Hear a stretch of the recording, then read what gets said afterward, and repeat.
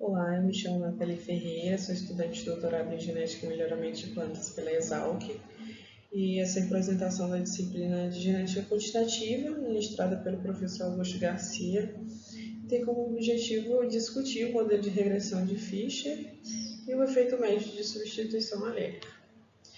Antes de entrarmos em modelos genéticos, é bom esclarecer o que são os caracteres quantitativos, que é o que a gente vai utilizar nos nossos modelos. Bom, esses caracteres eles são chamados de quantitativos porque eles podem ser medidos e expressos numericamente. Eles são controlados por múltiplos genes, por isso eles também são chamados de poligênicos, e são fortemente influenciados pelo ambiente, o que vai resultar numa distribuição normal, em forma de uma curva de sino, quando nós analisamos grandes populações. Esses caracteres eles são diferentes dos caracteres qualitativos. No caso dos qualitativos, eles têm distinções de classe. Por exemplo, cor de flor, tem flores vermelhas e brancas. No caso dos caracteres quantitativos, eu vou ter altura de planta, peso, produtividade de grãos, que vai variar gradualmente e apresentar essa variação de forma contínua dentro de uma população. E o efeito combinado desses muitos genes que controlam essas características vão resultar na variação que nós observamos. Além disso, temos uma influência forte do ambiente que vai desempenhar um papel crucial, aumentando ainda mais a complexidade dessas características. Diante dessa observação, Fischer ele propôs um modelo matemático para descrever como essa variação fenotípica desses caracteres quantitativos ela pode ser decomposta em diferentes componentes. Aí, no caso, nós temos essa equaçãozinha, essa representação aqui, onde o valor fenotípico ele se decompõe em um efeito genotípico, ou seja, um valor genotípico, mais um efeito ambiental. Esse componente de valor genotípico ele vai ser estudado na forma de valor aditivo, que é a contribuição direta dos alelos do indivíduo para o fenótipo. É o impacto de cada cópia de um alelo no valor fenotípico final. Esse genótipo ele também vai apresentar o que nós chamamos de dominância, que é quando a interação entre esses alelos no mesmo local ele não se explica totalmente só pela variação aditiva. Então, um alelo ele pode acabar mascarando o efeito do outro, enfim. Nós também temos a interação entre genes de diferentes locos, que é o que a gente vai chamar de epistasia. Mas, para simplificar, hoje a gente vai falar só de valor aditivo e dominância, que vão ser fundamentais aqui para compreender a nossa discussão. E o efeito ambiental sobre esse genótipo. Agora que a gente entendeu o que são os caracteres quantitativos, vamos falar sobre esse modelo de regressão de Fischer. Esse modelo ele pode nos ajudar a entender a contribuição genética para a variação observada nos indivíduos. Então, vamos supor que a gente vai estudar um traço quantitativo qualquer, como a altura de plantas, por exemplo. E esse traço ele vai ser influenciado por dois alelos e um loco, que nesse caso aqui é B1 e B2. Nessa população com dois alelos, B1 e B2, os genótipos possíveis para elas são B1 e B1, para indivíduos que possuem dois alelos B1, B1 e B2, que são os indivíduos heterozigóticos com um alelo B1 e um alelo B2, e os indivíduos que possuem dois alelos B2, no caso B2 e B2. Nessa população, nós temos frequências genotípicas observadas, ou seja, como nós temos apenas dois alelos, nós temos duas frequências genotípicas, que é P1, P1, para o alelo B1, B1, e a frequência P2, P2, 2, no caso, que é a frequência do genótipo B2. P1 para a frequência do genótipo B1, P2, 2 para a frequência do genótipo B2. E P1, 2 para a frequência do genótipo B1, B2. Essas frequências genotípicas juntas, P1 mais P1, 2 mais P2, 2, elas têm que somar 1 no final. Nós também podemos calcular as frequências alélicas da nossa população. E as frequências alélicas vão ser representadas por P1 e para os alelos de B1 e P2 para os alelos de B2. E ela pode ser calculada da seguinte forma.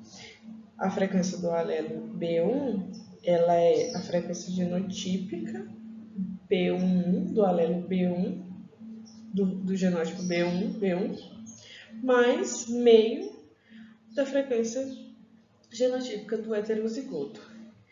P1 vai representar todos os indivíduos que possuem pelo menos os dois alelos B1 e a frequência dos indivíduos B1 nos heterozigotos é contabilizada pela metade, ou seja, metade do valor da frequência genotípica desses indivíduos aqui, ela possui alelos B1. Para a frequência do alelo B2, a gente vai ter P2, ou seja, a frequência do alelo B2, ela conta todos os indivíduos com dois alelos B2 e metade contabilizando os heterozigotos que têm metade de alelos B2. Aqui a gente vai ter a partição desses valores genotípicos, ou seja, em aditividade, em dominância. Tudo que não for valor aditivo é dominância. Aí Fischer traçou essa reta de regressão aqui, ligando os indivíduos homozigotos e homozigotos B1, B2, e a gente vai ter um desvio aqui observado para os valores genotípicos observados e os valores preditos. Essa diferença entre esses valores genotípicos a gente vai chamar de dominância, ou seja, é o nosso desvio. Declinação da reta, slope, são todos termos que querem dizer a mesma coisa. Mas essa decomposição genotípica, ela é dividida, esse valor genotípico ele é dividido em partes aditivas e dominantes, que é o que a gente está discutindo. Diante disso, Fischer propôs um modelo, e o modelo de Fischer é representado aqui, como nós temos aqui. Mas essa equação ela pode ser simplificada, de forma que aqui nós temos a descrição da média populacional, ou seja, o meu valor genotípico ele vai ser a média da minha população, onde os alfas aqui são nossos coeficientes de regressão, eles vão medir a contribuição dos meus alelos B1, representado aqui por N1, e B2, representado aqui por N2, mais o meu desvio, no caso a minha dominância. N1 e N2, aqui como eu estou falando, são as frequências alélicas de B1 e B2, respectivamente. Vai haver uma restrição que vai dizer que N1 é o mesmo que 2 mais N2, o que vai acabar nos ajudando, que vai simplificar nosso modelo, onde nós teremos aqui também o iota, que vai ser a nossa média da população, e é uma nova média ajustada para a nossa população. E a gente vai ter aqui, então, no fim de tudo, a equação se simplifica entre o valor genotípico, é a média ajustada da minha população, mais a frequência dos meus alelos, a frequência alélica, mais o desvio. Essa fórmula final ela vai mostrar que a variação genética ela pode ser expressa como uma combinação linear das minhas frequências alélicas em suas contribuições aditivas. Como eu havia falado, a inclinação da reta, ou slope, que quer dizer a mesma coisa, tem a representação gráfica exemplificada aqui. Para que se obtenha esse alfa, onde eu vou poder calcular a inclinação da minha reta, é necessário efetuar alguns cálculos de esperança matemática, onde nós vamos ter que a esperança de N2, 2, para variância, a variância da frequência alélica de N2, e a covariância, as esperanças para a covariância entre o valor genotípico e o número de cópias de N2. Se alfa for um valor muito grande, significa que substituir um alelo por outro vai causar uma grande mudança no fenótipo.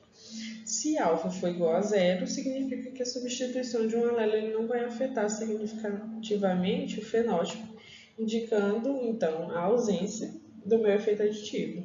Ou seja, como nós tínhamos mostrado que a diferença entre a reta traçada da reta que é observada, teoricamente aqui o valor genotípico vai estar um pouco mais acima, essa diferença é a influência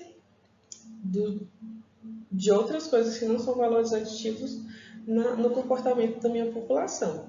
Então, se alfa, se essa inclinação, essa distância for grande, a substituição de um alelo por outro causa uma grande mudança no fenótipo. Se alfa não existir, ou seja, se ele for igual a zero, a substituição desse alelo não significa nada para o meu fenótipo. Aí nós chegamos aqui no que eu já estava comentando sobre o efeito médio de substituição alélica, que representa a alteração média no valor genotípico do que resultado da substituição aleatória de um alelo B1 por um alelo B2, enfim. Esse efeito médio ele vai ter uma equação que está descrita aqui, que representa essa mudança no valor médio genotípico resultante dessa substituição alélica. Nesse caso, se K então, for igual a zero, então alfa é igual a A. Isso indica que a variação fenotípica ela é puramente aditiva. Quando há dominância, ou seja, a K diferente de zero, o efeito dessa substituição alélica ela vai depender da frequência de P1 e P2. A frequência alélica, no caso. E a diferença de P1 e P2 ela vai refletir no desvio fenotípico devido à dominância. Quando P1 é igual a P2, como uma população F2, por exemplo, a equação ela se simplifica para alfa, também para alfa igual a A, novamente indicando que o efeito é puramente aditivo, porque a dominância ela não está interferindo nos valores fenotípicos. Com dominância, o efeito da substituição alélica ela vai depender do estado do alelo não substituído, considerando, por exemplo, P1 maior que P2 ou P1 menor que P2. Essa equação ela vai permitir entender o efeito combinado de aditividade e dominância na variação fenotípica de uma população. Isso vai refletir como diferenças frequências alélicas e a presença de dominância influenciando essa substituição alélica e, consequentemente, influenciando na expressão fenotípica, ou seja, no que eu observo nas minhas populações. É um modelo muito interessante, ele explica muitas coisas, apesar de ter sido feito há muitos anos atrás, proposto há muitos anos, e ele ainda explica até hoje grande parte das nossas indagações no que diz respeito à genética quantitativa. Então foi isso, agradeço a atenção de todos, muito obrigada.